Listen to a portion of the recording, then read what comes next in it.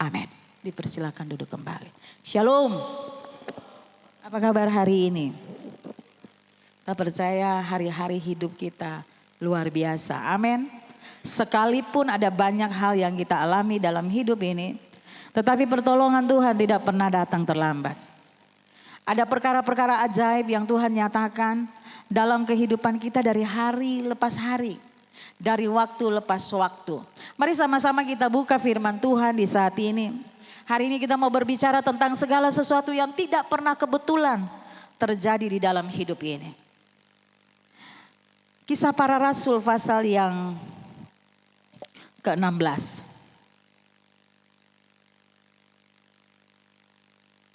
Kisah Para Rasul pasal yang ke-16.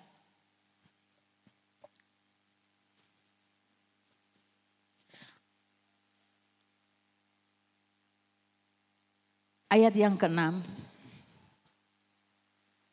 Tapi kita mulai saja dari ayat yang ke-4. Kisah Para Rasul ayat yang ke-4 sampai pada ayatnya yang ke-12.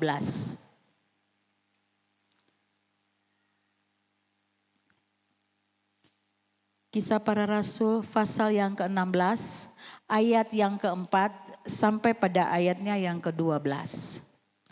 Semua sudah dapat, kita akan baca firman Tuhan ini secara bersama-sama.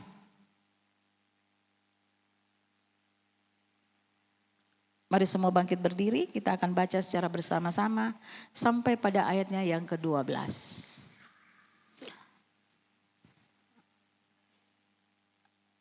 1, 3. Paulus menyeberang ke Makedonia. Dalam perjalanan keliling dari kota ke kota, mereka menyampaikan keputusan-keputusan yang diambil para rasul dan para penatua di Yerusalem dengan pesan supaya jemaat-jemaat menurutinya. Demikianlah jemaat-jemaat diteguhkan dalam iman dari hari ke hari bertambah besar jumlahnya. Mereka melintasi tanah Frigia dan tanah Galatia karena Roh Kudus mencegah mereka untuk memberitakan Injil di Asia. Setibanya di Misia mereka mencoba masuk ke daerah Bitania, tetapi Roh Kudus tidak mengizinkan mereka. Setelah melintasi Misia mereka sampai di Troas. Pada malam harinya tampaklah oleh Paulus suatu penglihatan. Ada seorang Makedonia berdiri di situ dan memohon kepadanya, menyeberanglah ke Makedonia dan tolonglah kami. Setelah Paulus melihat penglihatan itu, segeralah kami mencari kesempatan untuk berangkat ke Makedonia. Karena dari penglihatan itu kami menarik kesimpulan bahwa Allah telah memanggil kami untuk memberitakan Injil kepada orang-orang di sana. Lalu kami bertolak dari Troas dan langsung berlayar ke Somatrak dan keesokan harinya ke Neapolis. Dari situ kami di Filipi, kota pertama di bagian Makedonia ini, supaya kota perantauan orang Roma. Di kota itu kami tinggal beberapa hari. Amin. Dipersilakan duduk kembali. Kalau kita melihat pasal 16 ini ada hal yang luar biasa yang kita akan pelajari, kita renungkan. Dalam hidup ini juga terjadi yang demikian. Dan ketika firman Allah ini datang, kita mau menyatakan bahwa dalam hidup tidak ada yang kebetulan. Ketika kita membaca firman Tuhan di ayat yang keempat, ayat yang kelima, ayat yang keempat, di situ mereka sudah susun rencana yang luar biasa untuk perjalanan mereka keliling dari kota ke kota untuk menyampaikan keputusan-keputusan yang diambil oleh para rasul dan para penatua di Yerusalem dengan pesan supaya jemaat-jemaat menurutinya. Jadi mereka punya planning dalam perjalanan mereka untuk ada di Asia kecil. Dan ketika kita memperhatikan firman Tuhan, di ayat yang ke-6 mereka melintasi tanah, mereka coba untuk melintasi tanah Frigia, Galatia. Karena Roh Kudus mencegah mereka untuk memberitakan Injil di Asia. Setibanya di Misia mereka mencoba masuk ke daerah Bitania, tetapi Roh Yesus tidak mengizinkan mereka. Jadi kita memperhatikan mereka sudah punya planning dalam perjalanan hari-hari hidup pelayanan mereka. Mereka sudah susun sedemikian dan mereka harus sampai di tempat di mana mereka sudah putuskan secara bersama-sama. Tetapi apa yang terjadi? Roh Kudus mencegah mereka. Seringkali dalam ketemu punya kehidupan juga, itu hanya kebetulan. Namun dalam iman Kristen tidak ada segala sesuatu yang kebetulan. Yang ada adalah rencana Allah. Karena di dalam firman Tuhan dia katakan dari tempat ini sering kali beta juga katakan bahwa satu urat rambut dari kepala ini kalau mau gugur, kalau bukan kehendak Tuhan tidak mungkin terjadi. Apa sih yang Tuhan tidak tahu tentang perjalanan hari-hari hidup kita? Apa sih yang Tuhan tidak bisa cegah untuk sesuatu hal terjadi yang kita jumpai, yang kita temui dalam perjalanan hari-hari hidup ini? Tidak ada yang kebetulan. Namun dalam Kisah Para Rasul 16 ini menunjukkan kepada kita semua bahwa setiap penundaan, setiap pintu tertutup, setiap peristiwa sulit bukan kebetulan. Melainkan bagian dari strategi Tuhan untuk membawa keselamatan. Tuhan mengatur langkah hidup kita. Paulus ingin pergi ke Asia dan Bitania, tetapi Roh Kudus mencegahnya. Pintu yang tertutup bukan berarti Tuhan menolak kita, tetapi Tuhan mengarahkan langkah kita. Kadang kita berkata, kenapa rencana ini gagal? Kenapa doaku belum dijawab? Kenapa jalanku tertutup? Kita mau katakan bahwa karena Tuhan punya arah yang lebih tepat bagi kehidupan kita semua. Tidak ada yang kebetulan dalam hidup ini. Semua ada dalam rencananya. Kita seperti GPS. Kalau kita salah jalan, GPS itu akan mengalihkan rute. Begitu juga Tuhan akan mengalihkan hidup kita. Tuhan memakai penglihatan untuk mengarahkan misinya kita. Tuhan memakai juga berbagai banyak tanda dalam kehidupan kita untuk mengarahkan perjalanan hari-hari hidup kita. Paulus mendapat penglihatan, menyeberanglah ke Makedonia dan tolonglah kami. Ada seruan di sana. Ini bukan kebetulan. Ini adalah panggilan ilahi. Dari sini kau belajar. Tuhan berbicara kepada orang yang peka mendengar suaranya. Tuhan memanggil kita bukan untuk kenyamanan. Tuhan memanggil kita dalam hidup ini tidak ada yang kebetulan. Tetapi untuk misi Tuhan. Amin. Mungkin mulai dari keluarga kita. Mungkin belum sampai ke ujung bumi. Tapi mulai dari Yerusalem. Mulai dari kehidupan keluarga, rumah tangga, anak-anak kita. Kita diutus juga bagi mereka. Seringkali kita mau lari daripadanya. Tetapi kita mau katakan tidak ada yang kebetulan. Tuhan memanggil kita bukan untuk kenyamanan. Tetapi untuk misinya terlaksana dalam hidup ini. Yang menjadi pertanyaan dalam hidup kita, apakah kita peka ketika Tuhan mengarahkan hidup kita? Tetapi kita lebih memilih untuk kenyamanan hidup kita. Kita memilih untuk yang segala sesuatu yang enak, yang gampang. Ketika kita dituntut, ketika kita diarahkan, bukan dituntut tetapi diarahkan Tuhan. Untuk ada di tempat itu, ada di suatu tempat di mana boleh berkata di dalam penglihatan itu dikatakan bahwa menyeberanglah kemari. Tolonglah kami.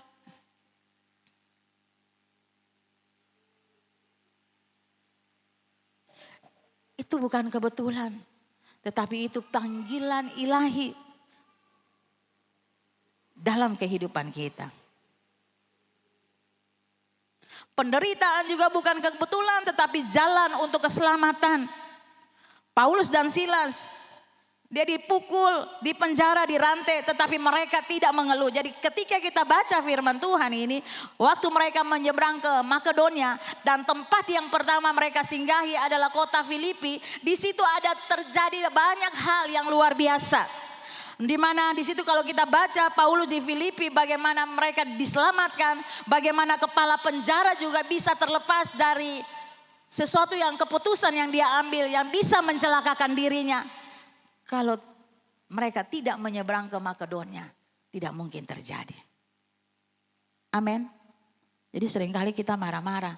Waktu segala sesuatu itu tertunda, waktu segala sesuatu yang tadinya harus lurus, tiba-tiba dibelokkan di waktu yang injury time misalnya.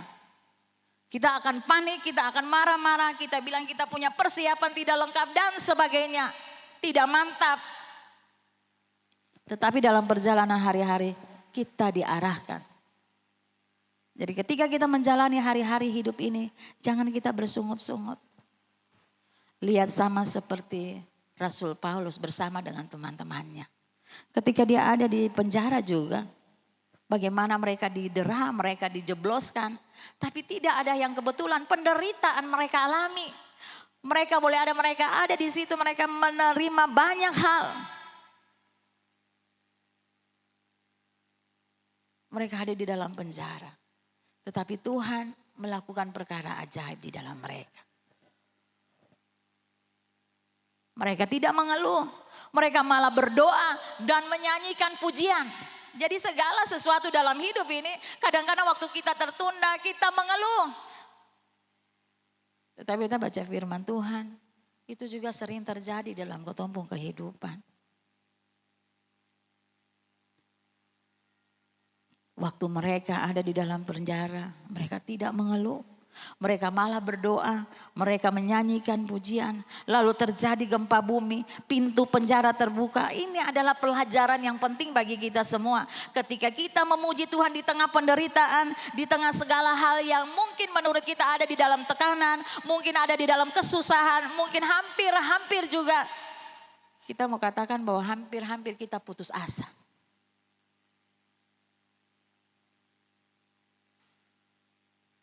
Tapi waktu kita tetap bersyukur, waktu kita memuji Tuhan, tidak ada penderitaan yang sia-sia di tangan Tuhan.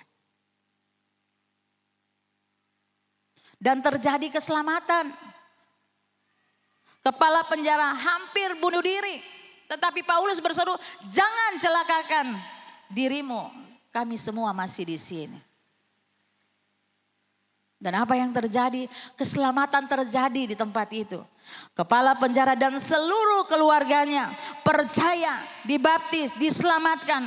Kalau Paulus tidak di penjara mungkin keluarga itu tidak pernah diselamatkan. Kalau Paulus dan teman-teman tidak menyeberang ke Makedonia, mereka tidak menemukan kepala penjara ini akan diselamatkan. Penjara bukan kebetulan. Jadi artinya kesusahan itu tidak ada yang kebetulan. Gumulan itu tidak pernah ada yang kebetulan. Itu adalah jalan untuk menyelamatkan satu keluarga. Bapak Ibu yang diberkati Tuhan. Dalam perjalanan hari-hari hidup kita pun demikian. Ketika kita ada di satu tempat yang Tuhan utus. Yang mungkin hampir-hampir kita tidak melihat sesuatu terjadi di tempat itu. Tapi beta mau katakan, Tuhan punya rencana yang besar. Tuhan punya rencana yang indah atas kehidupan kita. Tuhan berproses untuk tiap karyanya dalam hidup kita. Tidak ada yang kebetulan dalam hidup ini. Dalam kehidupan kita sehari-hari, kita sering berkata, itu cuma kebetulan. Tapi tidak pernah ada yang kebetulan. Bagi orang percaya tidak ada yang kebetulan. Semua ada dalam rencananya. Tidak ada peristiwa yang kebetulan dalam hidup ini. Semua ada dalam rencananya. Yang besar maupun yang kecil. Semua ada dalam rencananya. Setiap pengalaman baik yang menyenangkan maupun yang menyakitkan adalah bagian dari proses Tuhan membentuk hidup kita semua. Untuk menyelamatkan kita supaya apa yang dikatakan Rasul Paulus dalam firman-Nya bahwa kita diperbaharui dari sehari ke sehari lewat proses.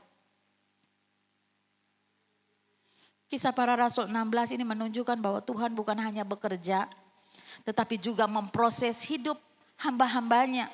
untuk menggenapi rencananya. Tuhan memproses arah hidup kita. Paulus ingin pergi ke Asia, tapi Roh Kudus mencegah itu.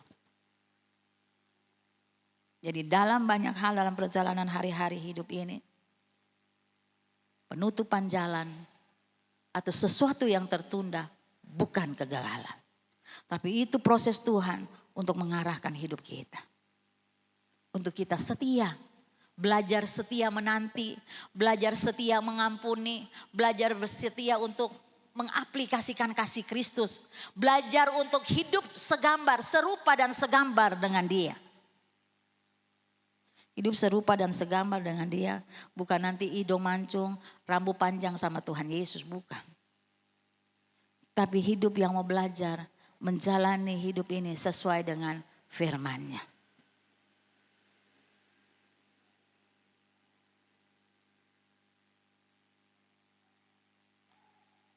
Seringkali kita marah ketika rencana gagal. Seringkali kita kecewa ketika pintu tertutup. Seringkali kita bingung ketika jalan berubah. Ya kan, kita punya planning, banyak planning dalam hidup ini. Tapi di tengah-tengah perjalanan berubah. Mungkin dari tahun 2025 kita punya planning yang panjang. Ada jangka pendek, jangka menengah, dan jangka panjang. Tetapi di awal perjalanan di tahun yang baru ada planning yang berubah. Padahal Tuhan sedang berkata, bukan di situ anakku, aku punya tempat yang lebih tepat bagimu. Tuhan memproses langkah kita agar sesuai dengan rencananya, bukan rencana kita. Ketika kita ada di suatu tempat yang mungkin sulit, beta percaya Tuhan sedang mengarahkan langkah kita. Karena di situ butuh pertolongan Tuhan lewat hidup kita. Amin. Jangan tunggu hebat, jangan tunggu besar, jangan tunggu banyak.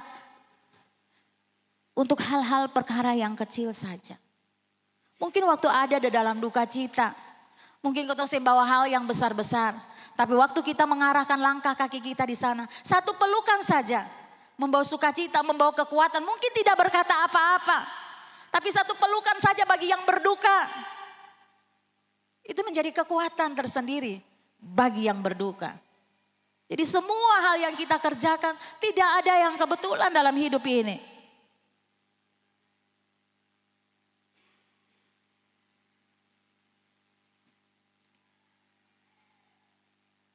Tuhan berproses dengan panggilan hidup kita.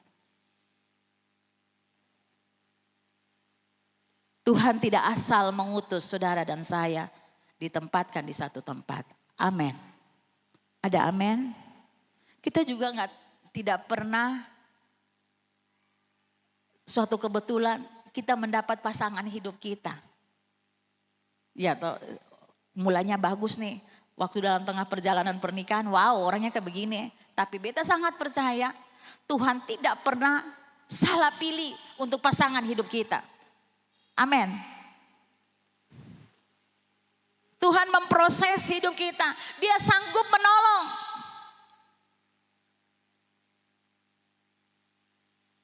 Jadi kita mau katakan Tuhan tidak asal mengutus. Tuhan tidak Tuhan mempersiapkan setiap hati kita. Tuhan membentuk arah misi hidup kita. Kadang Tuhan tidak langsung membuka semuanya. Karena Ia sedang memproses iman dan ketaatan kita. Apakah kita taat enggak? Apa kita tetap setia tidak? Sama seperti Habakuk, dia bilang sekalipun kambing domba terhalau dari kurungan. Sekalipun pohon anggur itu tidak menghasilkan buah. Tapi aku tetap mau beria-ria di dalam Tuhan. Itu penyembahan yang sesungguhnya. Bukan kau menyanyi saja ku sembahkan ya Bapa, tidak. Tapi waktu dalam masa-masa sulit, Tuhan memproses hidup kita. Apakah kita tetap menyembah Dia? Apakah kita tetap mengasihi Dia? Sekalipun itu tidak enak dalam proses itu. Tapi kita mau katakan Tuhan tidak pernah kebetulan menempatkan kita pada posisi kita masing-masing. Karena di dalam firman-Nya dia katakan sejak dunia ini belum dijadikan, saudara dan saya ada di dalam rencananya Tuhan. Amin. Gak pernah bisa ketemu, oh ini. Karena dalam lingkungan ini kita ketemu orang Batak misalnya. Atau dalam lingkungan ini kita ketemu orang Saparua misalnya. Dalam lingkungan ini tidak. Tetapi Tuhan punya rencana yang besar. Tuhan sudah atur dari awal sampai pada akhirnya. Amin.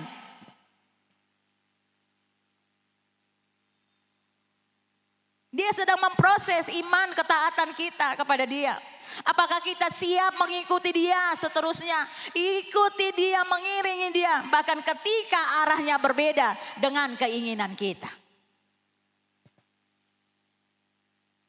Bagi rumah-rumah tangga yang sedang berproses sampai hari ini, tidak ada yang kebetulan dalam hidup ini. Amin.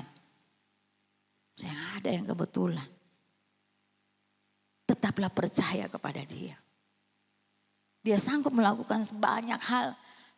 Firman Allah dia bilang dia sanggup melakukan banyak perkara melebihi daripada apa yang kita doakan dan kita minta, kata firman Allah. Jadi penderitaan, kesulitan, proses-proses yang kita jalani dalam hidup ini. Paulus dan Silas tidak ada yang kebetulan. Dia mau masuk penjara dipukul, di penjara dirantai. Tidak enak prosesnya. Tetapi apa yang mereka kerjakan? Mereka tetap berdoa, mereka tetap memuji Tuhan. Apa yang terjadi? Berarti kekuatan dari ucapan syukur, pujian dan penyembahan itu luar biasa. Amin. Tembok Yeriko itu dia mau roboh, Tuhan saya suruh saya berdoa, berlutut tikang itu. Saya nggak ada. Ante bilang lingkar itu 10 kali. Putar tembok itu. Angkat puji-pujian menyanyi. Putar tembok itu berjalan. Bagi keton tuh saya masuk akal. Lah keton juga saya bawa linggis kah? Keton juga saya bawa bom kah? Perkasih meledak ya kan? Perkasih hancur. Saya nggak ada. Tapi mari belajar mendengar arahan Tuhan. Jadi waktu kita berdoa tidak hanya meminta. Tapi mari kita belajar mendengar arahan Tuhan dalam perjalanan hari-hari hidup ini. Amin.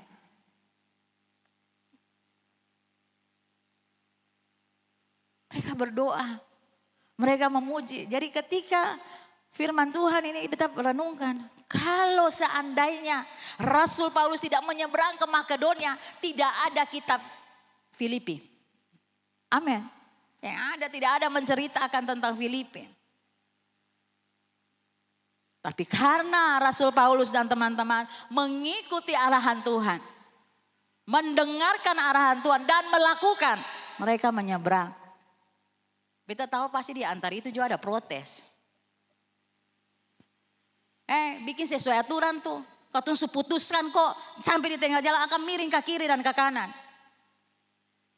Kadang kita menjumpai hal yang demikian dalam perjalanan hari-hari hidup kita. Gak pernah kita belajar diam sama Tuhan. Salahkah? Kalaupun harus belok nih, bersyukur dan sertailah kami. Semparna, katon protes dalam banyak hal. Kita tinggal mengikuti arahan Tuhan.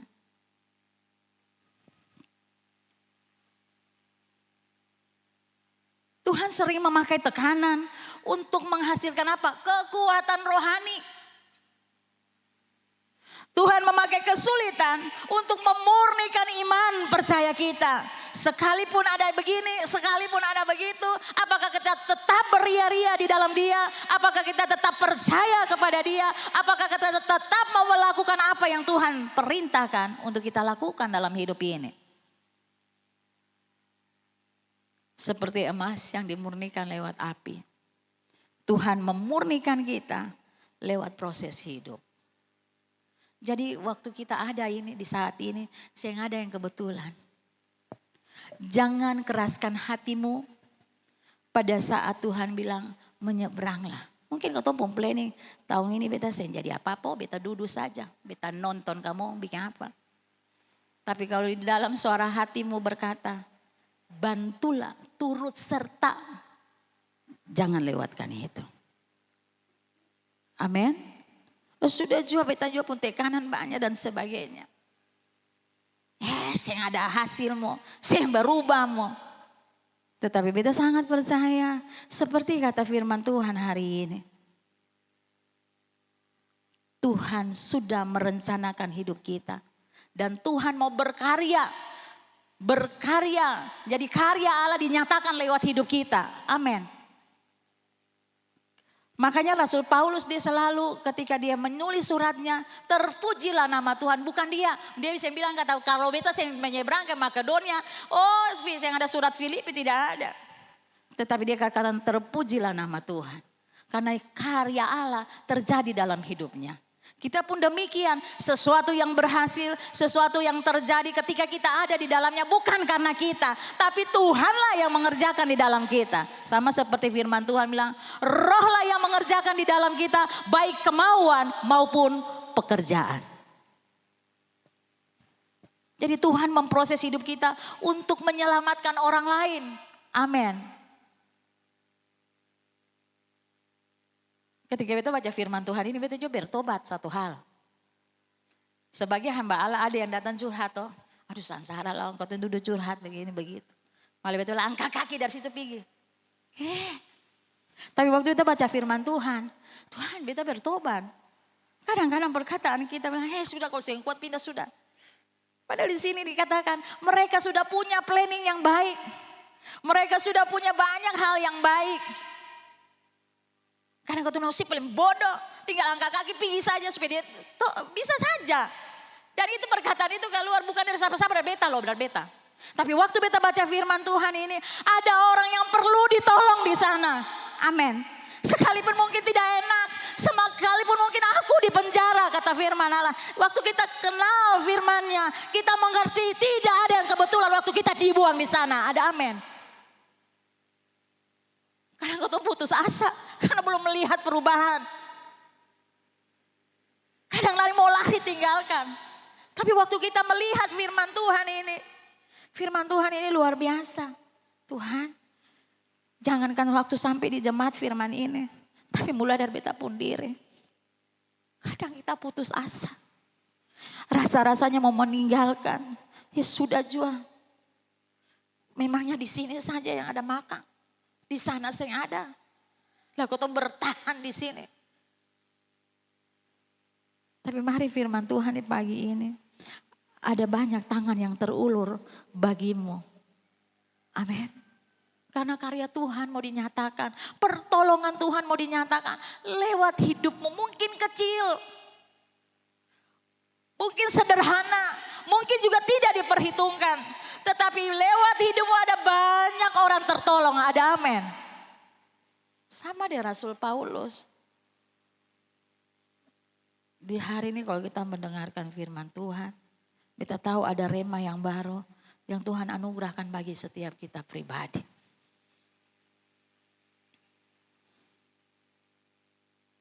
Waktu ada penglihatan di situ. Ada seorang Makedonia berdiri di situ dan memohon kepadanya, menyeberanglah ke Makedonia dan tolonglah kami. Di dalam persekutuan, jangan jauh-jauh, di dalam persekutuan Tuhan kasih banyak bagi kita. Banyak hal karunia-Nya. Tuhan kasih banyak dalam kita, talentanya. Dan ada banyak tangan terulur, mari tolonglah kami lewat talentamu, lewat karuniamu. Tapi sering kali kita tanam itu. Yang berubah. Pada waktu Tuhan utus itu yang ada yang kebetulan. Kadang-kadang hampir kelihatannya mau mati senjadi, hidup senjadi. Tapi ketika engkau ada di situ, karya Allah mau dinyatakan lewat hidupmu. Mungkin sekalipun itu dia kecil, sekalipun itu dia sederhana. Mungkin juga makan yang kurang-kurang. Kadang-kadang kau tuh lihat orang-orang banyak keluarga juga.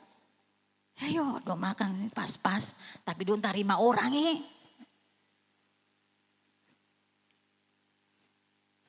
Tapi Bapak Ibu yang diberkati Tuhan.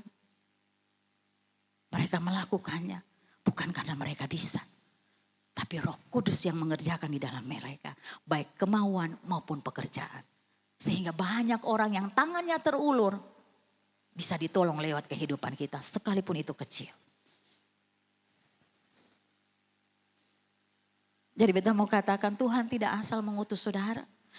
Tuhan juga tidak asal membuang saudara ketika ditempatkan di suatu tempat. Baik itu di tengah-tengah kehidupan keluarga, rumah tangga, keluarga besar, lingkungan di mana kita ada. Di tengah-tengah pelayanan pun demikian. Di tengah-tengah gereja yang saat ini juga masing-masing kita ada. Ada yang kebetulan. Tetapi apakah kita siap untuk mengikuti Tuhan? Bahkan ketika arahnya berbeda dengan apa yang kita inginkan. Ya, Tuhan memproses kita lewat penderitaan.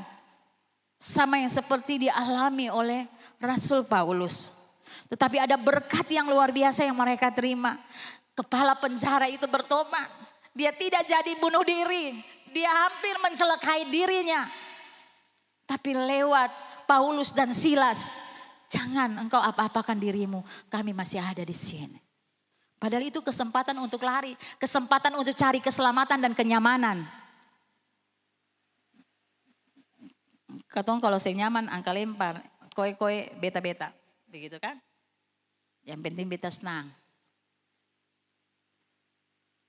Sekali-sekali kalau ada persoalan dan pencobaan dalam kontong hidup. Yang penting ale bahagia, beta bahagia. Bisa kasih? Sabar dulu beta yang ke muka. Jadi beta mau katakan hidup ini. Ketika kita memperhatikan emas. Seperti emas yang dimurnikan lewat api. Tuhan memurnikan kita lewat proses hidup. Tuhan memproses hidup kita untuk apa? Menyelamatkan orang lain. Seperti yang tadi beta sampaikan. Penjara bukan kebetulan. Penderitaan bukan sia-sia. Semua itu jalan Tuhan untuk keselamatan. Semua itu jalan Tuhan supaya orang lain juga diberkati. Semua itu jalan Tuhan supaya semua orang menikmati kuasanya lewat kehidupan kita. Jika Paulus tidak di penjara, mungkin keluarga tidak pernah mengenal Yesus. Keluarga kepala penjara tidak pernah mengenal Yesus. Jadi mari Bapak Ibu yang diberkati Tuhan, anak-anakku yang kekasih, dalam proses hidup ini, Kisah Para Rasul 16 ini kita belajar. Tuhan memproses hara hidup kita. Tuhan memproses panggilan kita. Tuhan memproses karakter kita. Untuk apa? Menjadi berkat bagi banyak orang. Jadi Tuhan memproses karakter kita lewat penderitaan. Lewat persoalan, lewat gumulan. Bahkan orang-orang yang selalu kita jumpai. Makanya firman Tuhan bilang, besi menajamkan besi, sesama, sesama. Kita berproses. Tidak ada yang kebetulan dalam hidup ini. Semua bagian dari karya Tuhan. Mari kita semua dalam menerima firman Tuhan di hari ini. Kita merenungkan. Apakah beta percaya Tuhan bekerja dalam hidup beta? Apakah beta mau sabar dalam proses ini? Apakah beta tetap setia saat jalan terasa berat, saat jalan tertutup, saat jalan atau medannya terjal, menukik, licin dan sebagainya. Tapi ingat, proses Tuhan mungkin menyakitkan, tetapi hasilnya selalu indah. Proses Tuhan memang tidak enak, tetapi lewat proses itu banyak orang menerima Kristus sebagai Tuhan dan Juru Selamat. Banyak orang diselamatkan. Proses itu kita boleh memuliakan Tuhan dari waktu lepas waktu. Amin.